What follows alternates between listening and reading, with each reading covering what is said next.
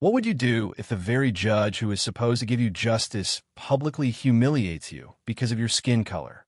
Samantha Harris walked into that courtroom seeking to defend her innocence. 7 minutes later, she did something no one in that room, not even the judge, saw coming. And it was all recorded. The courtroom was filled with murmurs. The air, dense with the weight of stares and expectations, felt suffocating.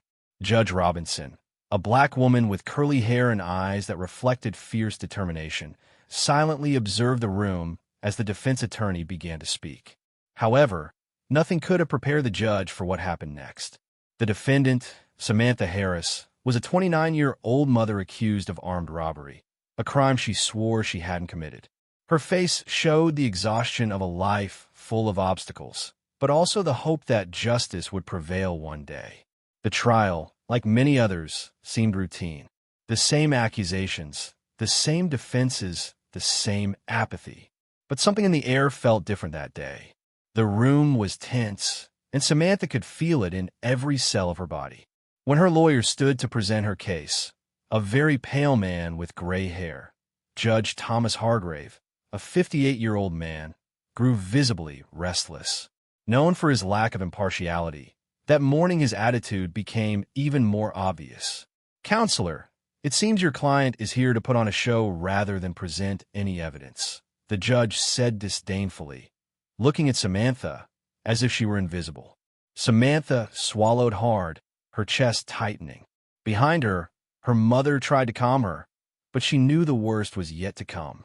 Judge Hargrave had never been known for fairness, but this felt personal. "Your Honor," the defense attorney exclaimed, "you can't make baseless comments like that. My client has every right to be heard with respect." Judge Hargrave glanced at him sideways, clearly indifferent. Then he fixed his eyes on Samantha, and something in his gaze changed. "The truth," Hargrave said cruelly, crossing his arms, "is that I couldn't care less what a thief thinks. You and your kind always have excuses for everything. It's disgusting." The whisper that swept through the courtroom was like a spark igniting a silent explosion. Samantha's eyes widened in shock, but before she could react, the air grew heavy with humiliation. The judge's words burrowed into her mind, crushing her self-esteem. In that moment, something changed within her. The rage and helplessness she had carried for years, the pain of being judged by her skin color, the injustice she had endured, exploded inside her like a bomb. In her heart, a fire ignited her spirit. No one, absolutely no one, had the right to speak to her like that. The judge leaned forward, scornful, as if savoring the control. "You're going to be convicted, and you better prepare for it, because there's nothing you can do to change it," Hargrave said with a cold smile. But just then, the defense attorney, sensing the rising tension, quickly approached the microphone. "Your Honor," he shouted, but the judge was no longer listening. His face showed open disdain. Samantha closed her eyes for a moment, taking a deep breath. But it wasn't enough. When she opened them, she saw the opportunity. With a swift move, she stepped forward and, with surprising force, grabbed the mobile phone that was on the defense lawyer's table. No one saw it coming. Amid the confusion, she quickly pressed a button on the phone that had been hidden in her hand the whole time. An alarm sound began to echo through the courtroom. "I'm sorry, Your Honor," she said firmly, her voice filled with contained fury. "I'm doing what should have been done a long time ago." Security officers rushed into the room, looking to Judge Robinson. With a quick glance, she understood what was happening. Samantha had activated a security alert connected to the prosecutor's office, and the entire exchange had been recorded. The insults, Hargrave's demeaning words, everything was documented. "What's going on here?" Hargrave shouted, realizing his authority was starting to crumble. "Your Honor, you are under arrest," one of the officers said as he approached the judge. "There is sufficient evidence to justify your arrest for misconduct, abuse of power, and racist behavior." Samantha, still trembling but resolute, watched as the judge was escorted out of the courtroom. She knew the fight wasn't over, but for the first time in her life, she felt she was doing the right thing. The courtroom fell silent as everyone processed what had just happened. Some whispered among themselves. Others couldn't believe what they had witnessed. But for Samantha, it wasn't just a moment of personal justice. It was a wake-up call, a demonstration that even though systems can be unjust, people can take control of their destiny. Barely 7 minutes had passed since Judge Hargrave's hurtful words had struck her. But the power of truth, of dignity, and the courage of a woman who refused to be silenced had changed the course of the trial. And the battle for justice was just beginning. The courtroom fell into an unsettling silence. Samantha watched as Judge Hargrave, still in disbelief, was escorted out by the officers. A growing murmur rose among the attendees, some shocked, others overwhelmed with indignation. How could a man with so much authority be so demeaning, so cruel? Samantha turned toward Judge Robinson, who looked at her with a mix of respect and admiration. The judge gave a slight nod, as if acknowledging what had just happened. "Well done," she said quietly. Samantha couldn't help but feel a mix of emotions, satisfaction for having stood up to him, but also a deep sadness for what she had just witnessed. There was something profoundly disturbing in how the very system meant to protect her had failed so many times. She knew it firsthand. Her mother, her grandmother, even her little sister had all lived under the weight of a system that saw them as less than human.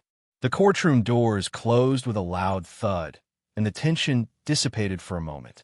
Samantha returned to her seat, her heart still racing, her body trembling. The defense attorney approached her, surprised but pleased. "I never thought I'd see anything like that," he said with a slightly nervous smile. "You did it. You really did it." Samantha could barely smile. Her mind was fixed on something much bigger than herself. As she looked around the empty courtroom, she felt that something had shifted, something far beyond the incident with the judge. Several days passed before Samantha realized the true impact of her actions. It wasn't just a trial one. News of what had happened had spread across the country. The media, social networks, public opinion, everyone was talking about what she had done, the bravery of a woman who had refused to be trampled by the words of someone in power. But, as expected, not everyone responded with support. In the small town where she lived, the murmurs began to turn darker. People started to see her as a threat, not just because of her actions in court, but because of what she represented. Racial division, that invisible line separating people, ran deeper than she had thought. One night, as she walked home after a long day, a group of young men approached her. Their attitude was hostile, their faces tense and angry. Samantha stopped in her tracks, immediately recognizing the tension in the air. "What do you think you did?" "Huh," one of them said with a mocking grin. "You thought you'd gain something by pulling that stunt and getting a judge arrested? You're screwing everything up, you know that, right?" Samantha stayed silent. She wasn't afraid, but she knew things wouldn't be easy. Racism doesn't disappear overnight, and those who feel threatened by change are never easy to convince. "You don't know what it means to really fight," the young man continued, his voice filled with suppressed anger. "Those people are never going to change, and now you're putting all of us at risk." Samantha felt discomfort growing in her chest, but also a deeper resolve. She looked him straight in the eyes. "I don't want to change everyone," she said, her voice calm but firm. "I just want to change what's been done to me, what's been done to my people. And if that puts someone at risk, then maybe that person should start thinking about what side of history they want to be on." The group fell silent, seemingly taken aback by her response. Then, one of them, in a fit of frustration, stepped back, muttering something under his breath before walking away with the rest. The days that followed were even harder for Samantha. Although Hargrave had been removed from his position and was facing charges of corruption, abuse of power, and racism, the personal repercussions for her were no less severe. Social pressure mounted, and her family began to feel the weight of the media attention. But something inside her grew stronger. She knew there was no turning back. She understood that even if she couldn't change the entire system, she had taken a decisive step toward a different future. The support she received from countless strangers, the messages of encouragement and solidarity from other women and men who had suffered the same, kept her standing. At a press conference a month after the trial, Samantha Harris appeared before the cameras with her head held high and her gaze steady. Reporters surrounded her, some expecting the same defiant reaction she'd shown in the courtroom, but she answered calmly. "I'm not here to go against anyone," she said, her voice clear and resolute. "I'm here to remind everyone that no one has the right to crush us, to make us feel less than we are. If I've learned anything, it's that true justice starts within. If we don't fight, no one will fight for us." The cameras fell silent for a moment, and as the lights flashed, she knew that real change didn't lie in what a judge or a politician did. It was in what each person chose to do in their everyday life to challenge injustice.